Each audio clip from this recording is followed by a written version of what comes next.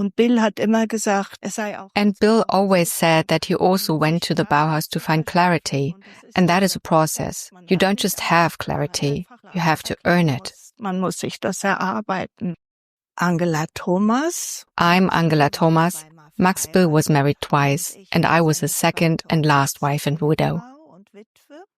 Aus dieser Tatsache heraus. Since not much had been done to mark the 100th anniversary of Max Bill's birth, and because I felt he deserved more, I made this film. Dann habe ich diesen Film gemacht. Mein Name ist Erich Schmid. My name is Erich Schmid. I come from a journalism background.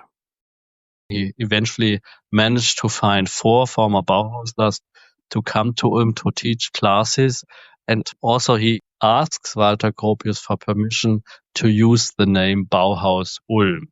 My name is Martin Mäntele, and I work as the head of the HfG Archiv, the archive of the former Ulm School of Design. My name is Anja Guttenberger, and this is my podcast, Bauhaus Faces.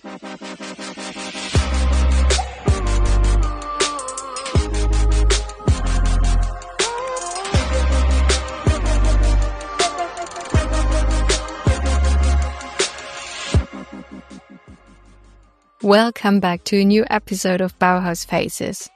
First of all, thank you all so much for all of your warm, praising comments, be it on Spotify, on YouTube, or on Instagram.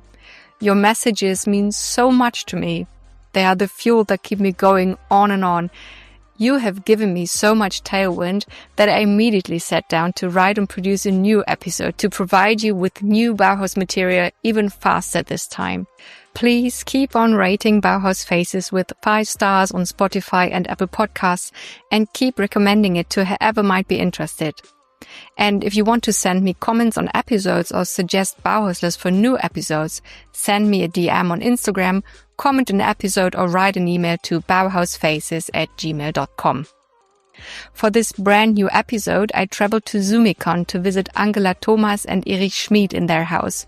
And this house is none other than what is known today as Max Bill House. This house, which looks somehow unremarkable from the outside but is amazingly light, open and welcoming on the inside, was built by the Swiss architect and designer Max Bill in 1967-68. His second wife and widow, Angela Thomas, lives there today with her husband, the filmmaker Erich Schmid, who made a film about Bill entitled Max Bill, das absolute Augenmaß, which could be translated to Max Bill, the master's vision.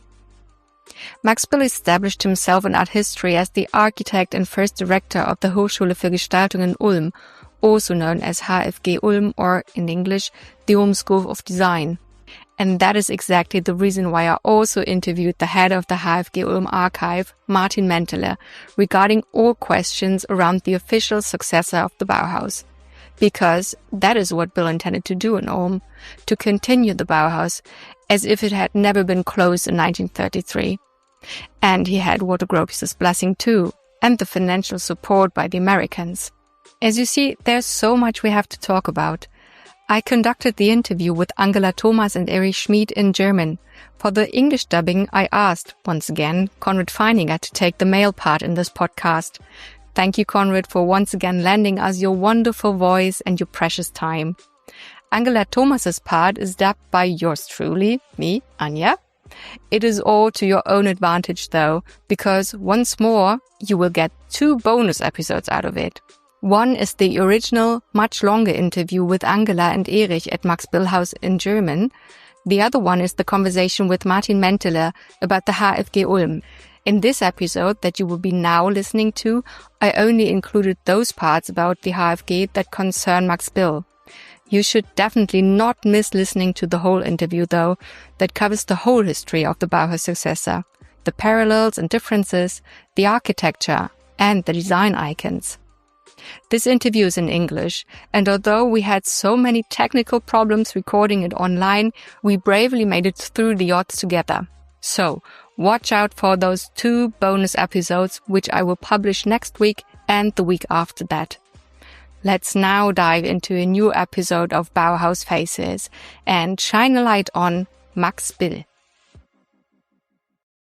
Also bevor Max Bill geboren wurde und bevor So before Max Bill was born and before his father got married, his father lived in Switzerland in the mountains on the Jungfraujoch Railway, surrounded by beautiful nature and mountain air. When he got married, he moved to Winterthur and became deputy manager of Winterthur Central Station. Max Bill grew up right next to the station in a house owned by the railway company, literally right next to the tracks. His parents' house has since been demolished. Max Bill's mother was the one who had more of an artistic flair at home.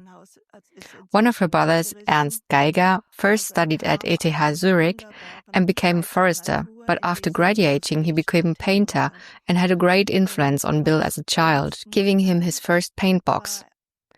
Ernst Geiger exhibited in Switzerland alongside important, renowned artists of the time, such as Giacometti, Segantini, and Kuno Amit. So he was quite someone.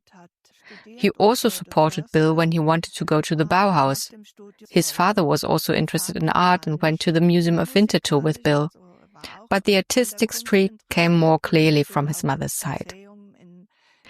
In Switzerland, there's not only the place of birth, but also the place of citizenship. This means if you become impoverished, you are sent back to your place of citizenship and they are then obliged to feed you. That has changed a bit today. But in terms of his place of citizenship, Bill was a citizen of the canton of Bern, from the municipality of Moosseedorf, even though he was born in Winterthur.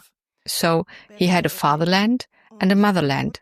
His mother came from Bruck in the canton of Aargau. Because for the Swiss, the cantons are very important, belonging to a canton. Die Kantone sehr wichtig, die Kantonszugehörigkeit.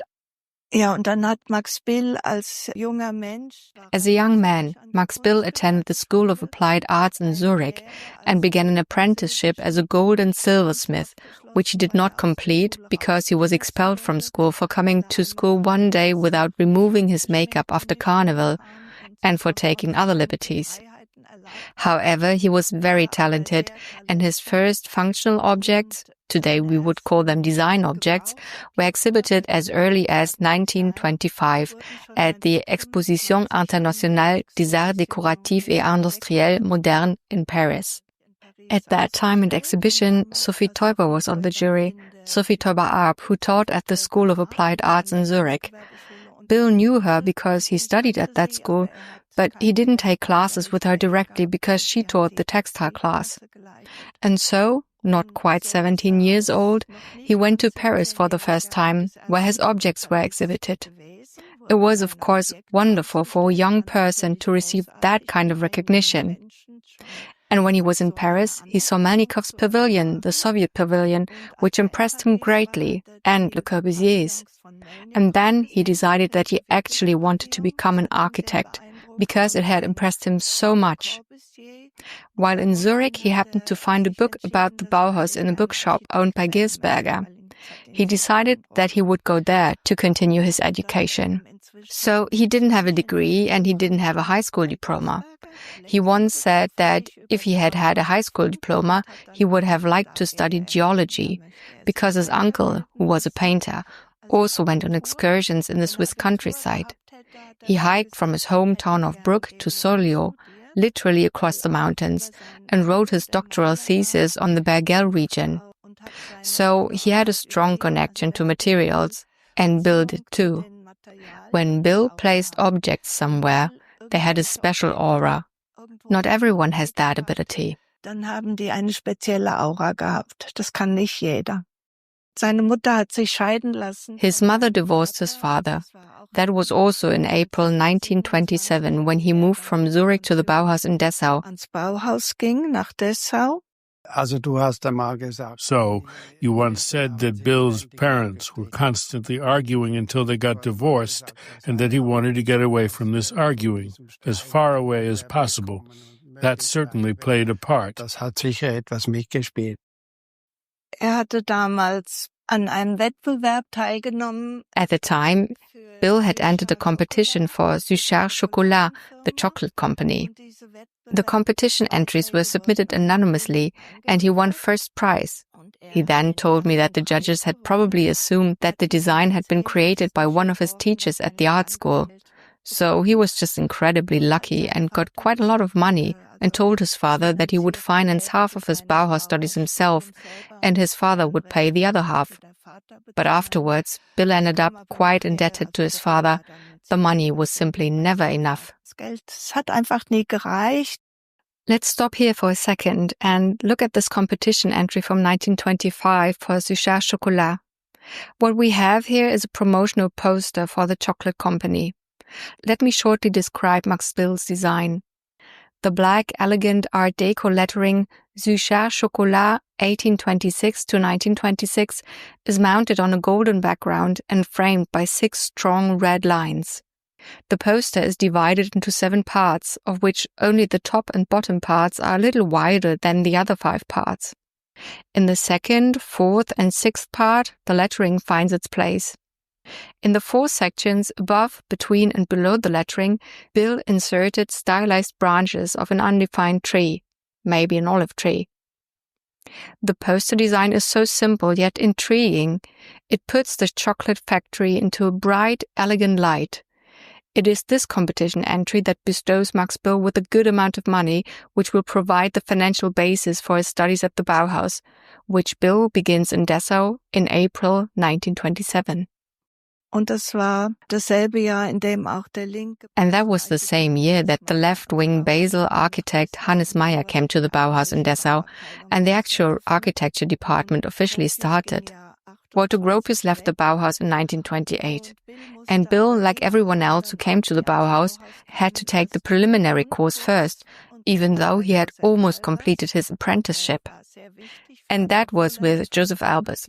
And it was very important because Albers taught the students this aesthetic and ethical principles, and that you have to take responsibility for the products you release into society. You have to be able to justify them. And Bill later tried to convey this to his students at the Ulm School of Design, which he designed and where he was the first rector. His students then had to defend their design products to industry and assert their position in the literal sense. After this basic course with Albers, Bill briefly joined Laszlo Moholy-Nagy's metal workshop and was also invited to Lucia's and Laszlo's master's house. But he didn't stay there long because he already knew how to do metal work professionally. He already had the manual skills. He then went to both Paul Klee and Wassily Kandinsky's free painting classes, and he could speak Swiss German with Klee, which the Germans naturally didn't understand. They had a kind of microcosm of their own language there. It was a special bond. Bill's style at the Bauhaus was also quite close to Klee's, but he quickly moved away from it after leaving the Bauhaus. For example, the wave relief, we have hanging here from 1930-31. That's completely Bill, completely his own style. And apart from these free painting classes, he was also at the Bauhaus stage with Oskar Schlemmer in 1928. And he said that was the workshop where you could, of course, be most free. Die Werkstatt, wo man sich natürlich am freisten betätigen konnte. Ich kenne kein Werk, was gemacht hat am Bauhaus, außer diesen Zeichnungen. I don't know of any major works Bill did at the Bauhaus, except for these drawings, which are obviously inspired by Paul Klee. They are almost indistinguishable from Klee's drawings. But I find these Bauhaus drawings to be very biographical in nature. When he portrays Kat Both and Hilde Ranch smoking cigarettes together, it says something about his relationship with these women. Hilde Ranch was also in Switzerland, working with Gunther Stölzel. Ranch was a fellow Bauhaus student of Max Bill. She then disappeared. Apparently, she returned to Germany. We did a little research. She lived here and moved many times, which suggests that the immigration authorities did not leave her alone. We would really like to find out more about this. But let's get back to the works. For me, they are more biographical statements than, say, works that show Max Bill's new beginning or what he then made of himself. Oder das zeigen, was dann aus sich selber gemacht hat. Ich finde den kleinen Jammerkönig, den finde ich witzig. I find the little king of whiners funny because he's also self-deprecating. And Bill was not a sentimental person. And the fact that, as said, he drew the two girlfriends together, Kat Boot and Hilde Runge. He told me that during his time at the Bauhaus he was in love with 4 women. And the fact that he gave Klee a painting of a hermaphrodite for his 60th birthday also shows me the certain freedom that people had at the Bauhaus, because I can't imagine him giving his father, who was more of a carrot-and-stick type, a hermaphrodite for his birthday. And I often ask myself what would have happened. I mean, who among us had such great masters as teachers as they did at the Bauhaus? No one else did. And if Bill hadn't had them, he once said to me, and quite credibly, he could have just easily have become a gangster. But he had a good education. Aber hat ein gutes Bildungsangebot gehabt. Da Bill nicht offiziell Bill wasn't accepted into the architecture department because he hadn't completed the battle workshop. Because you first had to complete a basic apprenticeship and only then could you be accepted into the architecture department. But he somehow managed to attend Mart Stam's courses on building statics. Mart Stam was a Dutch left-wing architect who taught at the Bauhaus and whom Gropius had even considered as a successor. But Stam declined. Bill had a connection to him, and Stam even visited him in Switzerland after World War II. Kat Boot was one of his fellow students and she studied in the architecture department. And Bill definitely knew Lotte Bese even back then, who was also studying architecture at the Bauhaus. I once took a photo of the two of them in later years when they met at the Bauhaus archive, where they greeted each other so warmly. People always talk about the Bauhaus family in general, but of course there were different emotional relationships. And I would say that the relationship between Bill and Stam and Bese was a very strong one.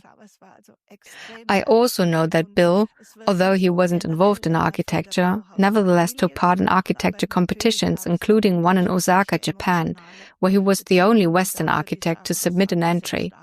And then there was another project in collaboration with Hans Fischli. At that time, with Osaka, the house he designed was a multi-story house with a roof terrace. He had this Japanese fellow student, Takehiko Mitsutani, who received Japanese architecture magazines himself and who then put the captions in Japanese for him.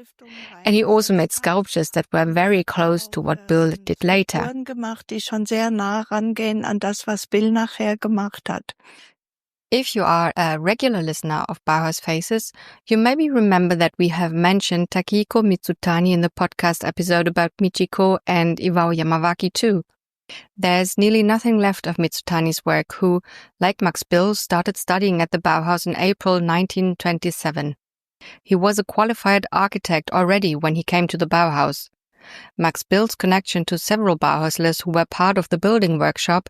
They've all studied first with Hannes Meyer, and when he became director of the Bauhaus in April of 1928, the Swiss architect Hans Witwer, who had very successfully worked together with Meyer back in their hometown of Basel, took over.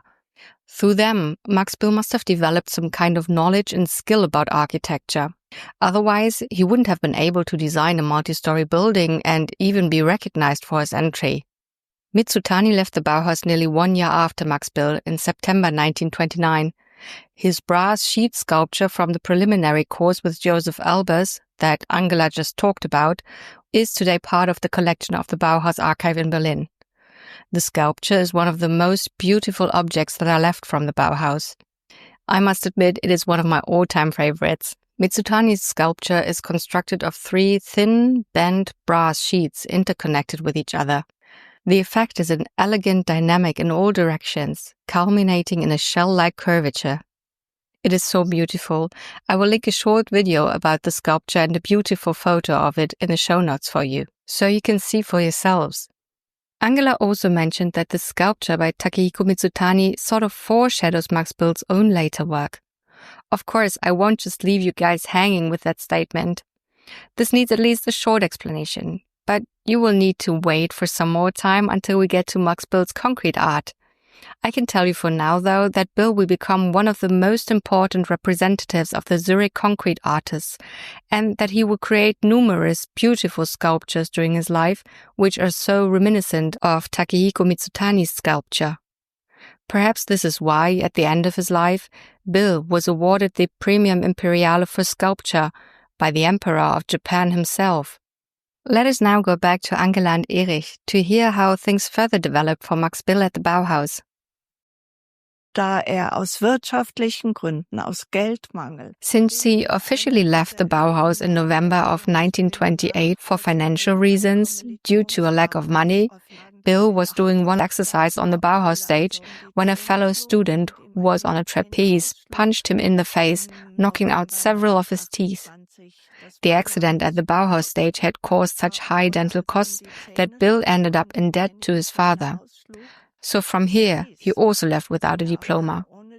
Therefore, in a way, you could say that Bill was self-taught, even though he had excellent teachers, excellent masters. Lehrer hatte, hervorragende Meister. Also Hannes Meyer hat dann ja eine Bauhausbrigade gemacht. So Hannes Meyer then formed a Bauhaus brigade that went to the Soviet Union. And Max Bill wanted to go with the other one, the one with Mart Stamm and Ernst May, the Frankfurt City architect. He applied as an advertising technician in 1930, and this is also related to the fact that when Bill came to the Bauhaus in April of 1927, the Russian painter Kazimir Malevich was also visiting the Bauhaus and would have liked to teach there, but he didn't speak German. And Bill always told me that there was a library, but you had to go through Gropius's office to get there, so it was like a barrier. But in the canteen, there were newspapers with Russian and Polish writing and pictures. He couldn't read them, but he saw the pictures, which were black and white at the time. And he realized from these pictures that they were further ahead in the USSR than they were at the Bauhaus. And that's why he wanted to go there.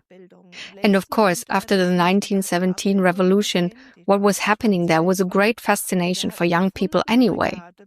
And as I said, he applied to the brigade in the summer of 1930, and Stamm replied that the brigade was already full. Hans Schmid was also there, with whom Bill later became friends and was well acquainted, and with whom he also worked to some extent.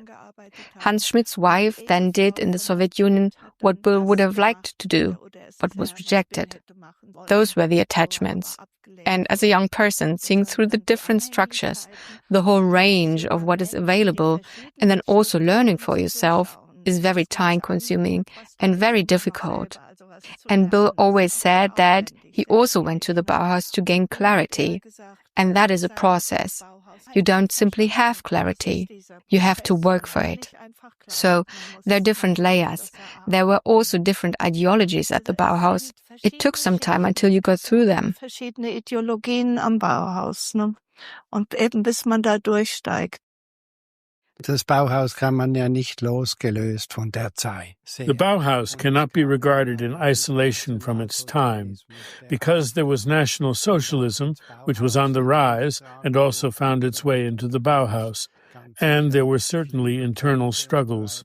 And Hannes Meyer was, of course, a communist, one might say. Well, perhaps not yet at the Bauhaus, but certainly a dedicated leftist, and they really wanted to experience the dawn of a new era and the workers' paradise in the Soviet Union, and there was also no work for architects in Germany. That was another factor, of course, and it must have been very polarized. Es muss einfach wirklich auch sehr polarisiert gewesen sein. Das Jahr 1929, was Bill da gemacht In 1929, what Bill did there is a black hole or white hole. No one knows for sure. And I also assume that he was still at the Bauhaus from time to time without paying tuition fees. And he was definitely in Berlin in 1929 because he placed advertisements in an anarchist newspaper saying that he was looking for work, only very modern architecture. He did one for Dessau and one for Zurich, which means he would have gone where he could have worked, I would conclude. Wo hätte arbeiten können, würde ich daraus schließen. Ne? This year, 1929, it is the year that followed Max Bill's departure from the Bauhaus. And I wouldn't be me if I hadn't asked myself if Bill could have been involved or at least familiar with the Bauhaus building project of the Trade Union School in Bernau. You know my affiliation to Bernau by now, I guess. Angela told me that Bill was not only in Berlin in 1929, but that he was also good friends with Ariel Sharon. And Sharon, you might know from my Bauhaus Faces episode about him with his grandson Ariel Aloni, was the site manager of the teachers' houses that were part of the Bernau School and head of the architecture office by Hannes Meyer in Berlin that was set up for the sole purpose of building the trade union school. Sharon became head of the office after Hans Witwer left the Bauhaus, and with it the Bernau project in early 1929. So there's a chance that Bill was well informed about this particular project.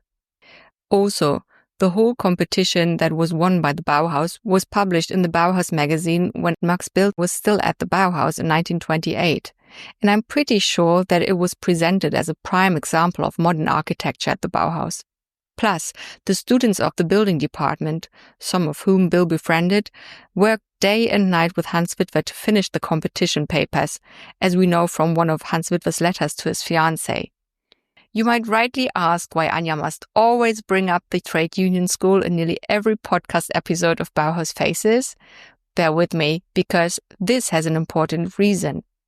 Max Bill will later, in the early 1950s, design a whole new building for the HfG Ulm that became the official successor of the Bauhaus after World War II. And that building, believe it or not, just looks so much like the trade union school in Bernau. There are many parallels, like the concrete binders which hold the whole building skeleton and determine the whole harmonic rhythm of the architecture. Different building parts of the various necessities and a passageway that combines them all, albeit there was no money left in Ulm to construct a glass shell around it like in Bernau. If you're interested in this topic, you should definitely listen to my conversation with Martin Mäntele in the bonus episode about the HfG Ulm, in which we discussed this in more detail. Later in 1929, Max Bill returned to Switzerland, installing in Zurich. Here, he fell in love with Maria Benz, a French actress. They met at Café Odeon, and Max Bill baptized her Nush, according to Paul Hindemith's opera Das Nush Nushi, The Nush Nushi, subtitled A Play for Burmese Marionettes in One Act from 1921. I guess it was Maria Benz's profession that inspired the nickname. In our interview, Angela told me some more about the relationship between Bill and Nush.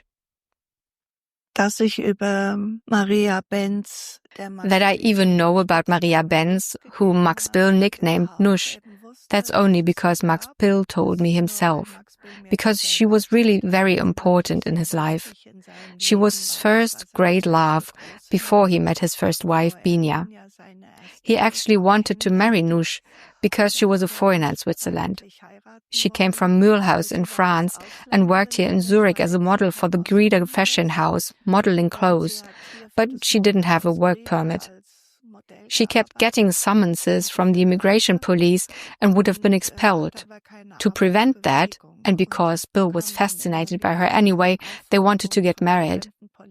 They lived together in a concubinage on Stadelhofer Straße, which was also forbidden. So they posted their notice of marriage, announcing that they were planning to get married.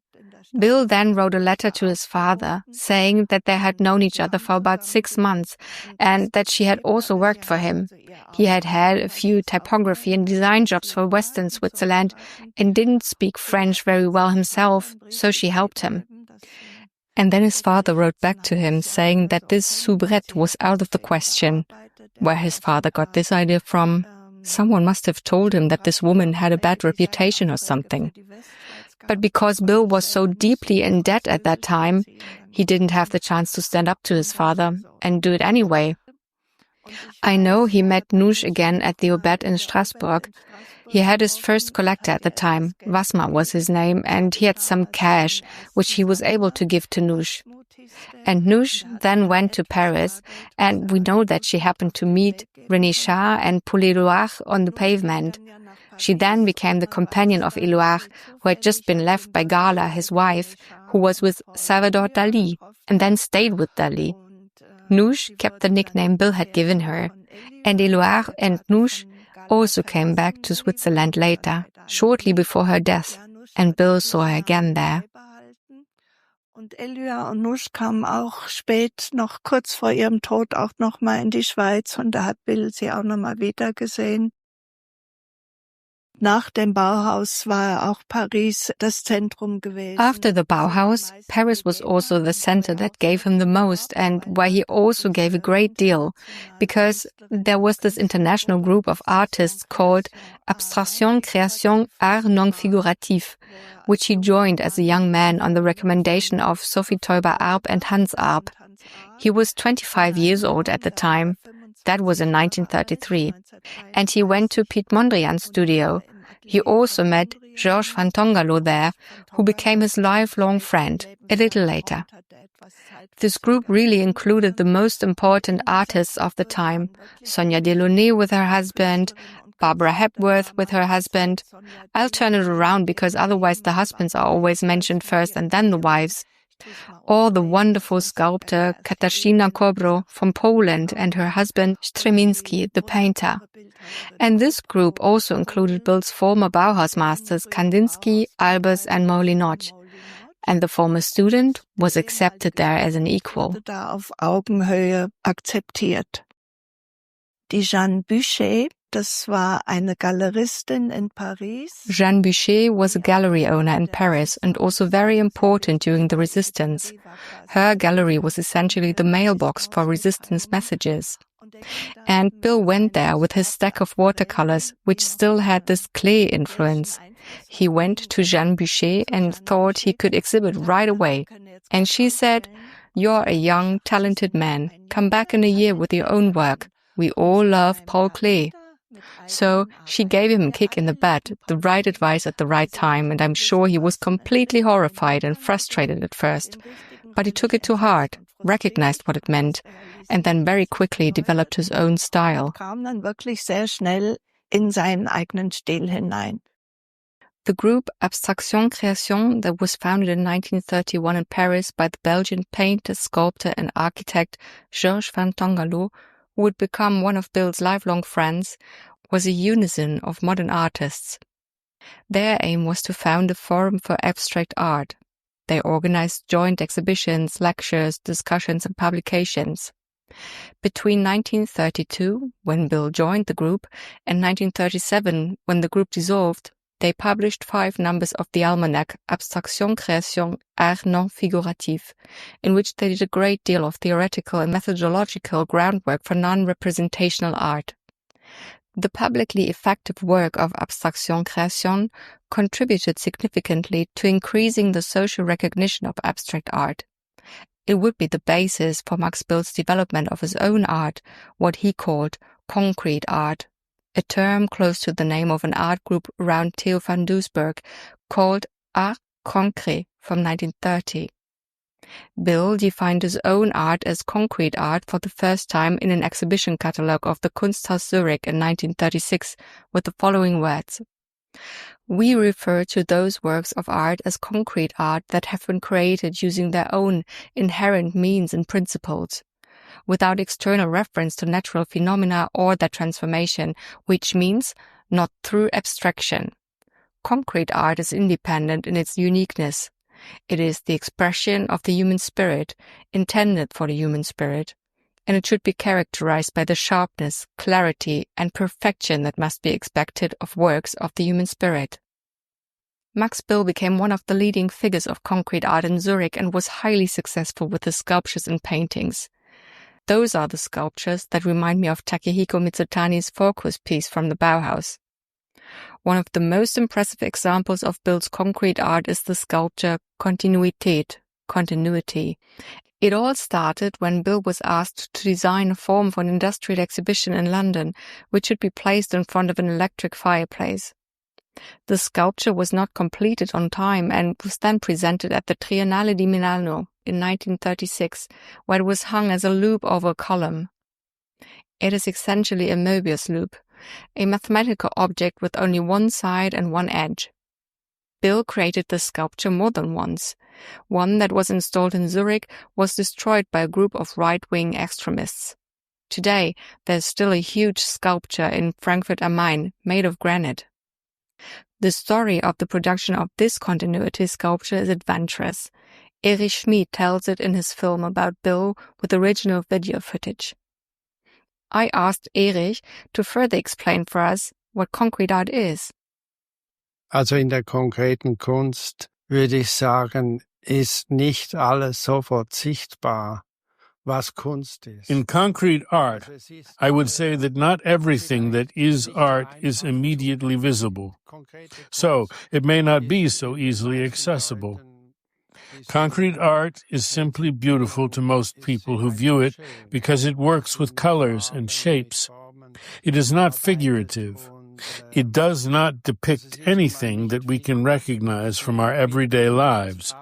So, it is not a representation of nature, but rather a representation of an idea. It is, so you could say, a pictorial or three-dimensional representation of a philosophy, perhaps, or at least of an idea that is then translated into an external representation. I walked past this picture hanging in the living room for about a year and simply thought it was beautiful, but I didn't give it much thought. And at some point, I just wanted to get to the bottom of Max Bill's inner spiritual trade secret. And I suddenly saw in this picture that these colored lines are all diagonals. Diagonals of rectangles that you can't see, that are invisible. And in the middle, there are two diagonals that intersect at right angles. That can only be a square. So I had to look for this square, and I found it. And it hangs diagonally in this picture at the same angle as the whole picture in the square on the tip. And one sideline of this inner square, which you can't see, is 1 meter long, and the whole picture, which is also a square on the tip, has a side length of 2 meters. Then you can also imagine axes running through this picture. Perhaps, in other words, concrete art is not immediately recognizable and requires the viewer to engage with it. Und sie erfordert den Betrachter und die Betrachterin, sich damit auseinanderzusetzen. Also man muss sich einfach vorstellen, die Schweiz war eingekesselt. So you have to imagine that Switzerland was surrounded from 1940 onwards. And before that, society was simply very polarized. Hitler had come to power, and I would say that the majority of Swiss people didn't really care about politics. They didn't go to the polls. Even today, when there are referendums, only 40 to 50% of the population participates in the democratic process. But I would say that those who were politically minded were very polarized and were either anti-fascists or pro-Nazi. And there were affinities with National Socialism even in bourgeois circles.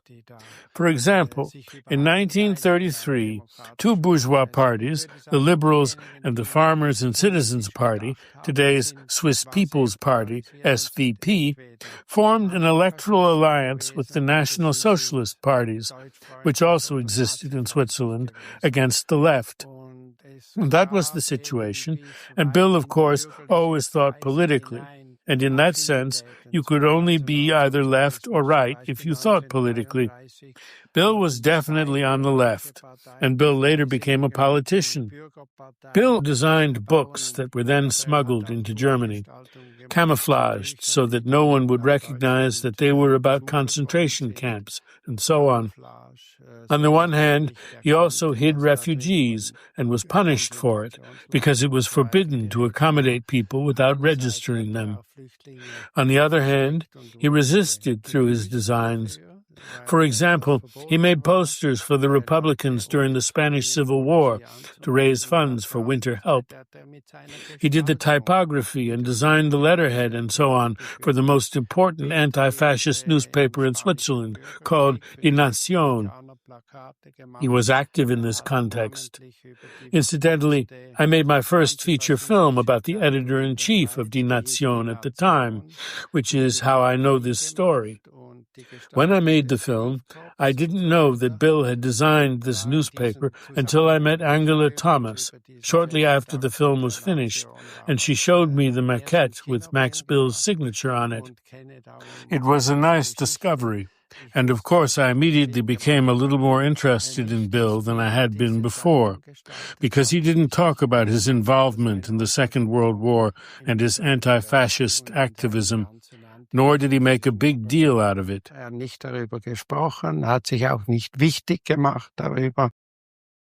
Bill hat für Gunther Stölzel, später hat sie dann noch einen Schweizer geheiratet. Bill designed the letterhead and business cards for Gunther Stölzel, who later married a Swiss man. And he exhibited her work at the Triennale in 1936 in Milan, Italy, that is, in fascist Italy, in the Swiss pavilion, but under the business acronym SPH, so it didn't explicitly say Sharon or Stölzel. Gunther was married to Arie Sharon at the time. Bill did that, and he also exhibited books by Ignazio Silone, for which Bill had done a typography, even though Silone was on the blacklist in Italy, as he was a clear opponent of Mussolini. And Mussolini actually was at this 1936 Triennale himself, and he wanted to go into the Swiss pavilion. He was so fat that he squeezed in through the back door, Bill said, and the Nazi pavilion was right next door. Und der Nazi-Pavillon war grad nebenan. At the end of World War II, Max Bill was appointed to the Zurich School of Applied Arts, his first teaching position, and he only stayed for a couple of months. Der ihn an die Kunstgewerbeschule in Zürich berufen hat, das war der Johannes Itten. The person who invited him to the Zurich School of Applied Arts was Johannes Itten, who had previously been at the Bauhaus in Weimar and was known for belonging to the Mazdaznan sect. Bill felt that Itten needed to be kept under close political scrutiny. He was not a fan of his at all. Bill's course was very popular, until the other lecturers became jealous because people liked going to Bill so much. One of his students, whom he continued to employ as his private assistant when he stopped teaching, was Ernst Scheidegger, who went on to become a magnum photographer, filmmaker, gallery owner, and, for a time, lecturer at the Ulm School of Design. And we know from Scheidegger that Itten wanted to belittle Bill a bit. What had he ever done? Just a little typewriter. So he actually spoke contemptuously about him, even though Bill already had quite a few achievements to his name in what we call archilecturing, the lettering of buildings. When Bill came to Zurich, the architects of new building there didn't let him work on their projects.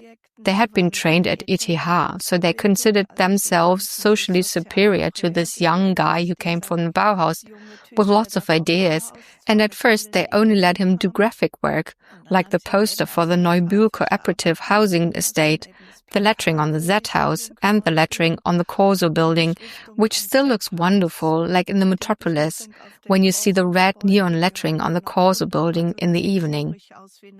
And Bill really had to prove himself, really fight for his place here in society. And he didn't stay at the art school for long, because after the liberation of Paris, he really wanted to go straight to France to his friend Georges Fantongolo. And he had a distant cousin there, Naira France, who worked for Charles de Gaulle for Free France from London. She was able to get him a visa right away, which was still required for Swiss citizens at the time. And then he went to Paris as quickly as possible.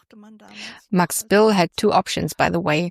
For a while, it was not at all certain whether Ulm could be built, whether the Americans would really provide the funds that were needed. If that hadn't worked out, he could have worked for the Marshall Plan in Paris, designing exhibitions and so on. And when it became clear that Ulm would be built, he delegated the job in Paris to Scheidegger. Warum Max Bill überhaupt dort Architekt war von dieser Hochschule? And then, of course, we come back to the famous saying that Ulm is actually the reason why Max Bill was an architect at this university in the first place, and why he then became its rector. His lectures at the end of the 1940s, which dealt with beauty arising from function and as function, and both together, that beauty also has a function, and, of course, the good form played a role in Bill's recognition.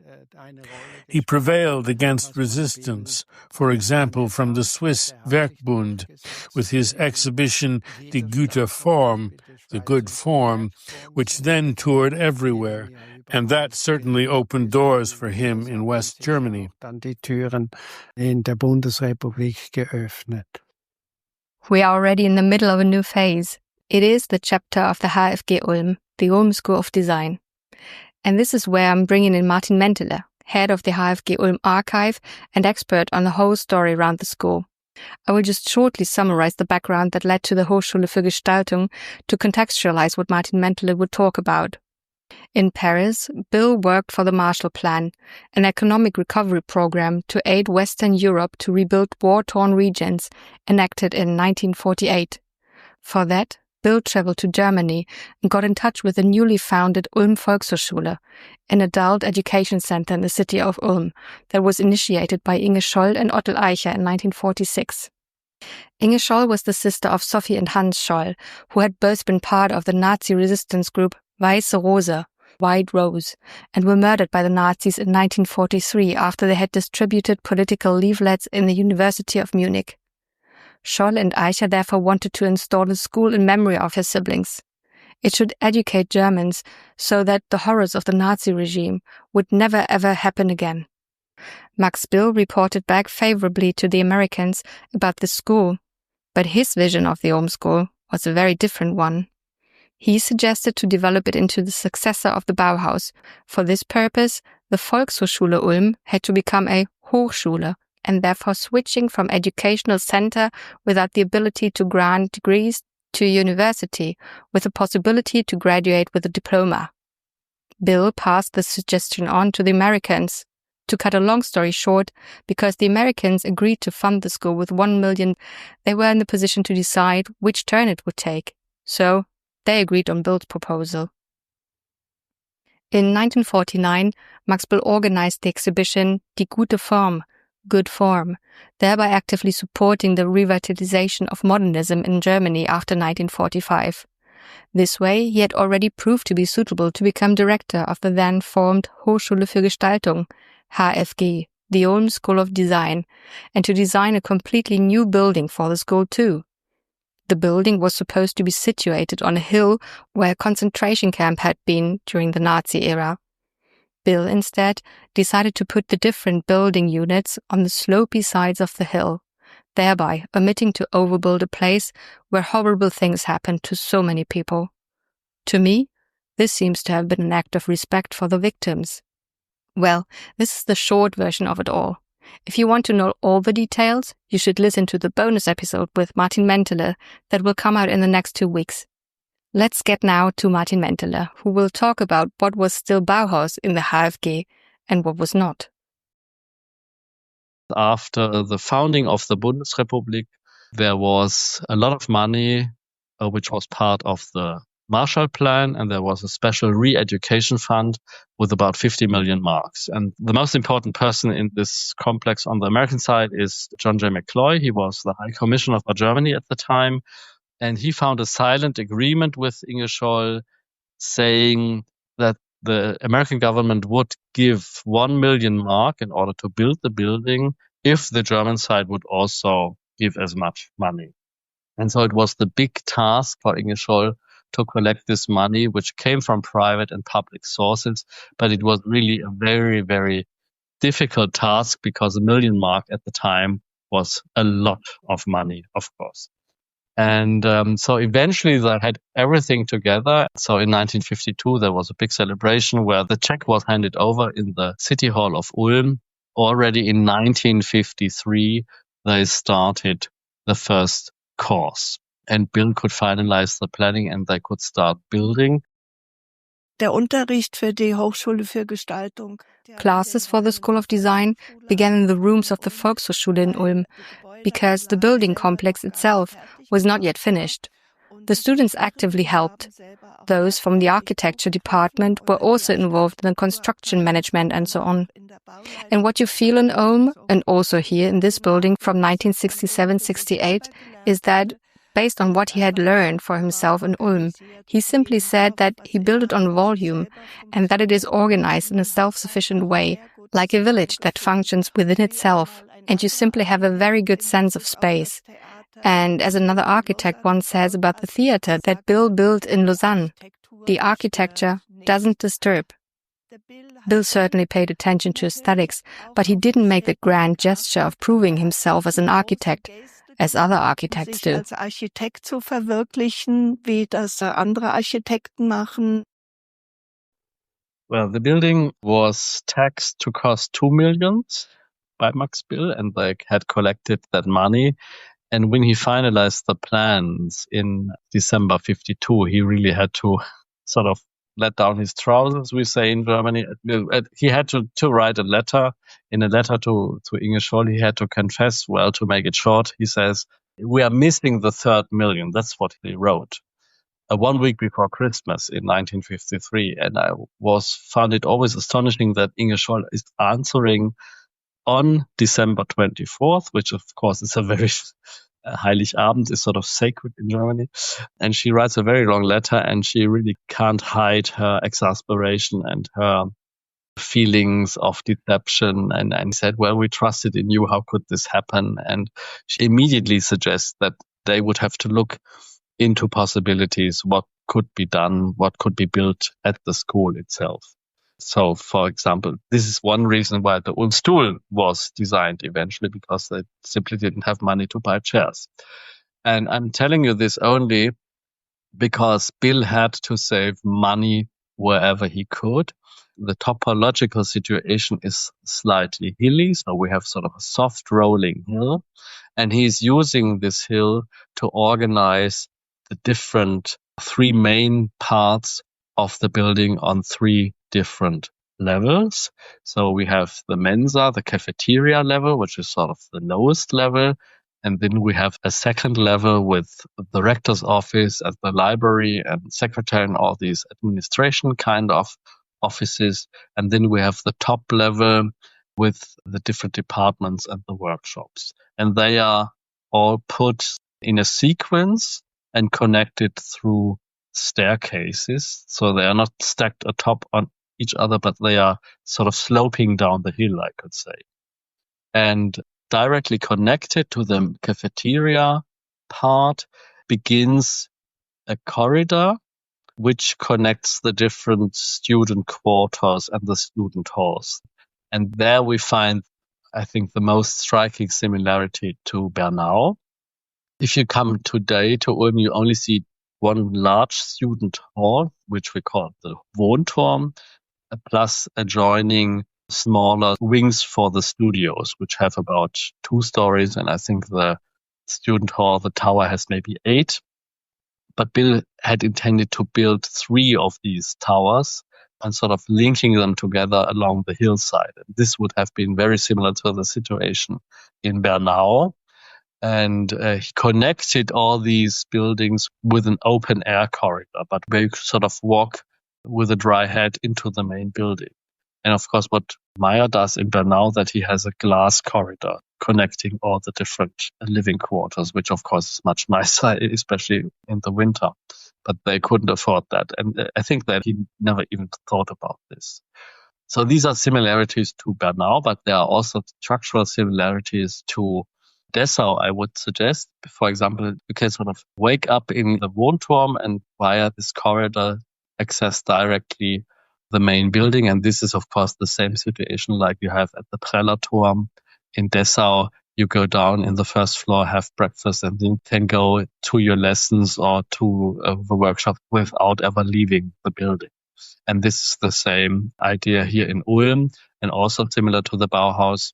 Bill designed a couple of double houses, which were used by the lecturers, similar to the Meisterhäuser in Dessau. And the houses here are even closer to the main school building than they are in Dessau. It's maybe a 3 minutes walk to the first of them. But again, he didn't have enough money, so that he just built 6 units, actually, although he had intended to build more.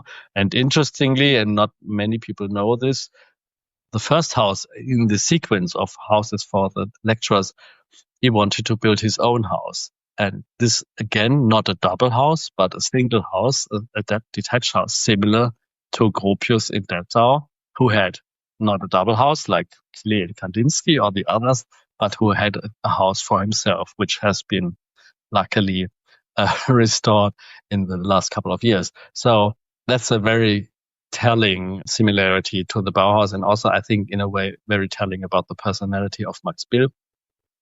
But this never came to be because they didn't have the funds to do it. And the foundation was not really happy about this idea because it was really a large house. I think it had about 300 square meters or something like that, which is a very large house. The Bauhaus building, when Max Bill was studying there, was brand new. And I think it must have been one of the most exciting experiences, which then would become world famous. And that can be quite influential for such a young person. I mean, he was still in his early 20s when he was there. Ich bin natürlich kein Architekturexperte. Of course, I'm no architecture expert. What impressed me personally was the way light was used when I was filming there, because it's very permeable, and these inner courtyards bring light into the rooms from the inside when they are large. Yes, that impressed me very much. Ja, das hat mich sehr beeindruckt. They at first did not really think about making it a new Bauhaus. This was the suggestion by Max Bill, and that's a very important fact, of course, because Max Bill told them very early on that he thought it not a good idea to name the school after Hans and Sophie Scholl in memory of what they did. Also because he said it's too nostalgic, it's too German, and they are not known outside of Germany as a resistance group, which is true actually at the time. And he said, well, why don't we try to re-establish the Bauhaus? Because he had studied at the Bauhaus briefly in 1927-28, and he had excellent connections with former Bauhauslers, as we call them in German. For example, Walter Gropius, the founder of the Bauhaus, 1919 in Weimar, and others. This is also, of course, what intrigued the Americans, because they knew what the Bauhaus was. Certainly also because Mahler Notch had established the new Bauhaus in Chicago. But sort of 20 years after the closing of the Bauhaus in Berlin, it was quite well known. So the Americans quite early on decided to establish also Max Bill as the founding rector.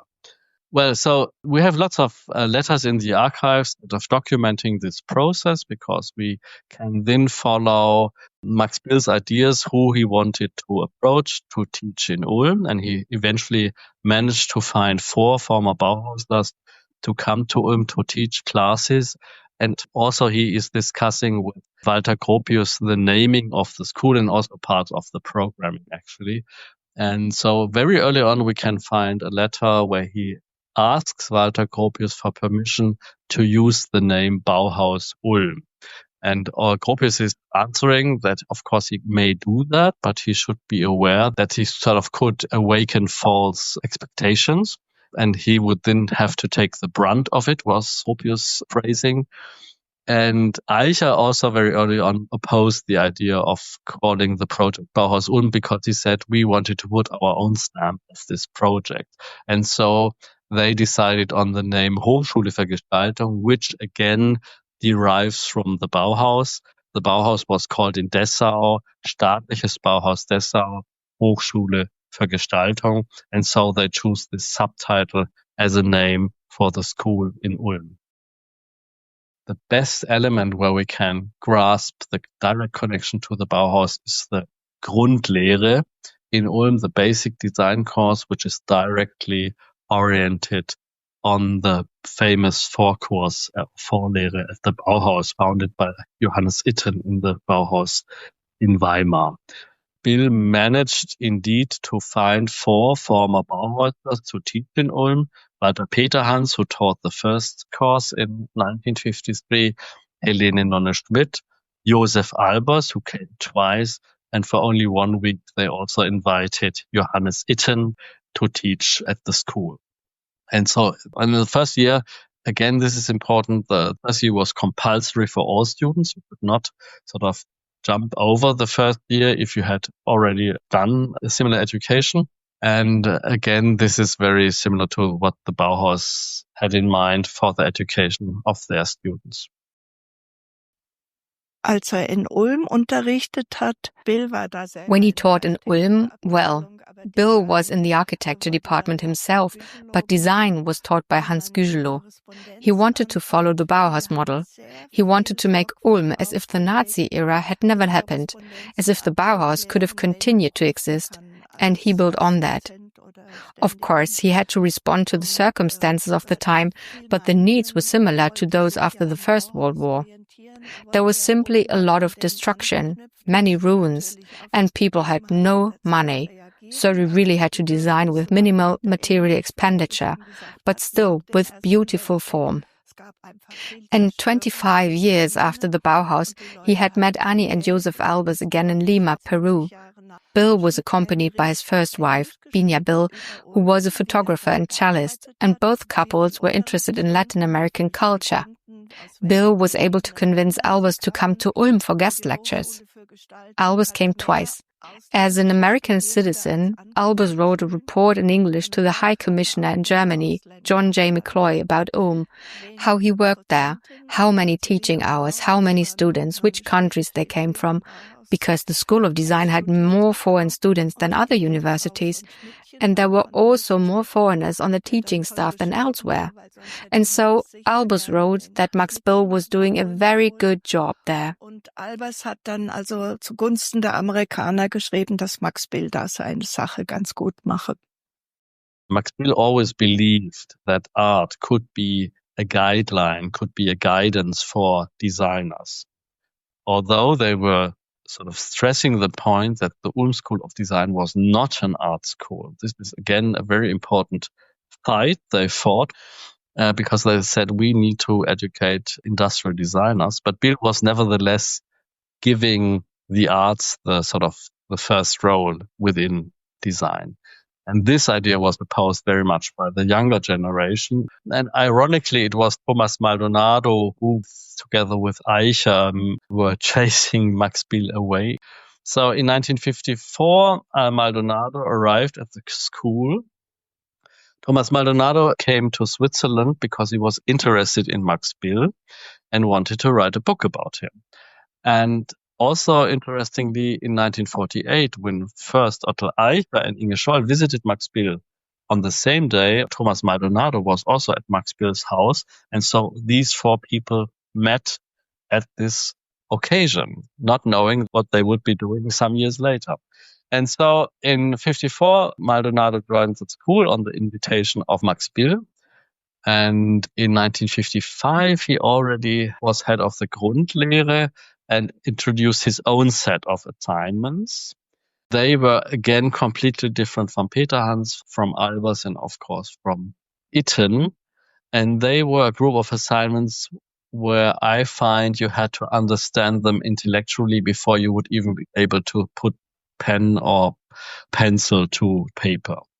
So what we can find here is that he is pushing the idea of establishing design, industrial design, as a scientific discipline rather than an artistic discipline. So later in 58, and at that time Bill had already left, but I guess these ideas were already there within Maldonado's thinking. In 1958, Thomas Maldonado gives a lecture in Brussels on the occasion of the World Fair, and there was a design conference on this occasion. And there he talks about the Bauhaus, but also about the fact that he thinks the Bauhaus was no longer valid as a guidance for the design education. And of course, this is a very elaborate discussion, but basically he says that the Bauhaus was still too much like an artist school, and the products they designed were too much relying on arts and crafts rather than industrial production ways. So they should no longer use the Bauhaus as a guideline, but they had to develop their own guidelines. And he gives the Ulm School as the ideal school at the time, at least, for this kind of new design education. And so what comes out of that and out of this discussion is a model which the Ulm School later called the Ulm model. But this intense opposition to the ideas of the Bauhaus was really chasing Max Bill away. But of course, Max Bill was not being chased away so easily, I would say. But there was a big conflict also within the school. And the whole conflict sort of exploded because apparently Max Bill had put a sign on his rooms saying Atelier Max Bill or Atelier Bill, meaning class of Max Bill, sort of a members only entry. And this, of course, was opposed to the idea of the school with very low hierarchies and, of course, not a typical masterclass system like they had at the traditional art academies, like a Beaux-Arts tradition. Because he had already stepped down as a rector of the school in 1956. And then they had established a group of rectors, including Maldonado and Eicher and two others. And they wrote a letter to him and said, well, what you are doing is not within the guidelines of the school. You are interruptive of our ideas. And you give the impression of a school within the school. And we don't want that. Please stop it. And Bill did not accept this. And so in 1957, he left the school altogether. But he took about 20 students with him, who then sort of worked out an agreement with the directors of the school in Ulm that they would be able to take their diploma within the Bill atelier in Zurich. Some of them did, not all of them did. And so you see, this was already a very explosive situation. But some of the students had expressly come to Ulm because they wanted to study at the new Bauhaus with a former Bauhaus and, of course, with Max Bill. And again, you see here his prominence and his being well known within the art and design world at the time. Wahrscheinlich der größte Fehler, den Bill gemacht hat. Probably the biggest mistake Bill made was that he had no experience as an educator and was probably not particularly skilled in that area. He was skilled in his field with what I call das absolute Augenmaß, which is a creative ability, but he wasn't there enough. He may also have done too much. His presence wasn't as strong as it could have been. His mere presence in Ulm allowed others to somehow create and expand their areas of influence and power, pushing Bill further and further back. Bill probably should have lived there, but he still lived in Switzerland and commuted back and forth. He really should have taken up residence there, been present, and kept things under control. Und hätte das unter Kontrolle halten müssen. Although it might seem that after he left the Ulm School of Design, there was not much that Bill did, but that is not true at all. There's far too much that creative and ever-working artists did, to name it all, but here are some of the most important things. After his directorship of the HfG Ulm, Max Bill returned to Zurich. He will again take up a teaching position, this time as a professor for environmental design at the Hochschule für Bildende Künste in Hamburg. That was from 1967 to 1974.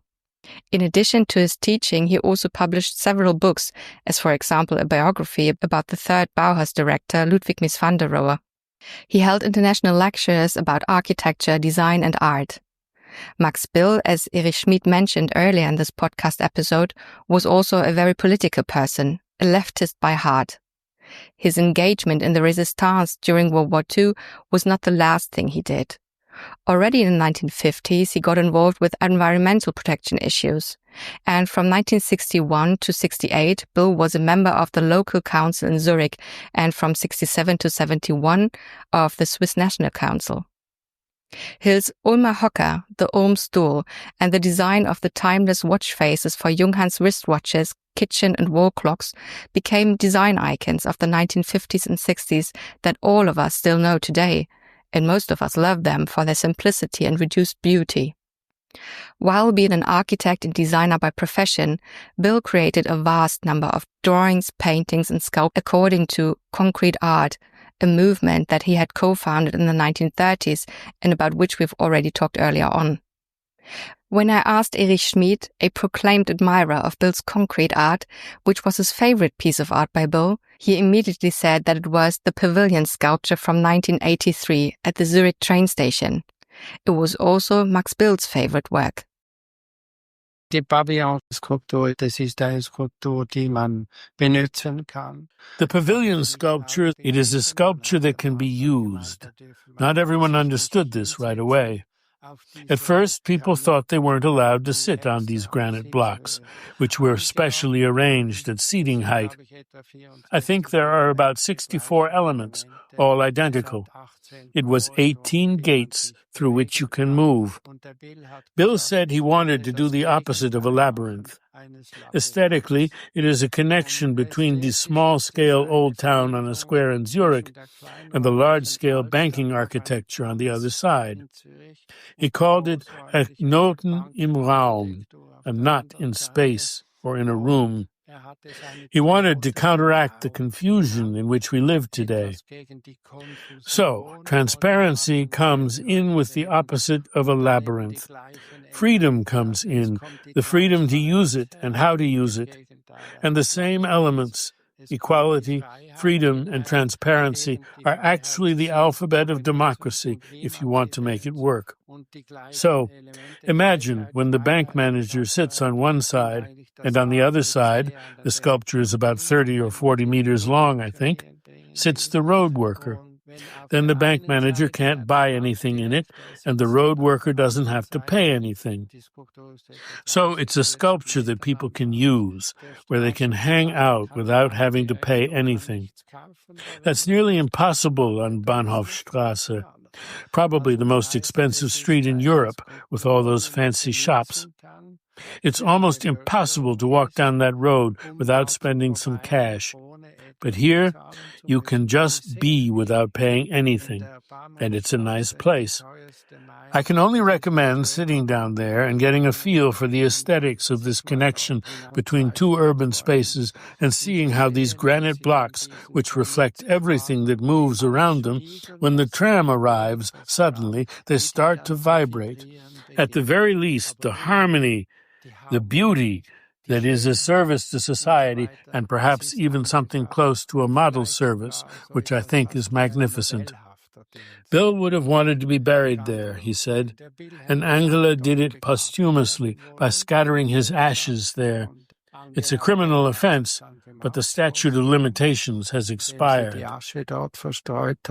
Es ist strafbar, aber es ist verjährt. Max Bill received several prizes for his artwork, and there is even a school in Berlin today that named itself Max Bill School for planning, building and designing. I guess he would have loved that, to see his different professions unified in one school. And it was also here in Berlin where Bill died on 9th of December 1994. He was about to return home to Angela Thomas when he realized at the counter of Tegel Airport that he had lost his ticket and then suffered a heart attack of which he died. Max Bill was an anchor point around people of the Bauhaus during the Resistance and then later at the HfG Ulm. He was an inspiring teacher for many and became one of the leading designers of the 20th century and one of the best-known artists of the small country between Germany, France and Italy, Switzerland.